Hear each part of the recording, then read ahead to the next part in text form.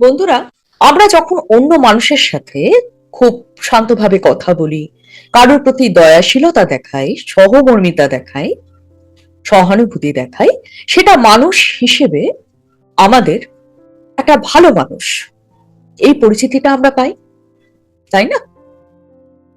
কিন্তু ব্যাপার কি জানেন বন্ধুরা, দয়া আমরা অপরিচিত মানুষদের যতটা দেখাচ্ছি, তার থেকে বেশি প্রয়োজন আমরা আমাদের ফ্যামিলি মেম্বারদের সাথে কিভাবে কথা বলছি, কিভাবে দয়া প্রদর্শন করছি, কতটা সহানুভূতিশীল হচ্ছি, কতটা সহমর্মিতা দেখাচ্ছি, সেই বিষয়টা।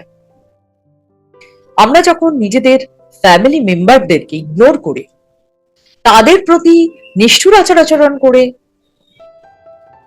অনেক রূঢ় কথাবার্তা বলে তাদেরকে আহত করি মানসিকভাবে, সেই সময় কিন্তু আমাদের দয়ার পরিচয় আমরা দেখাই না, এবং আমরা দয়ালু নই।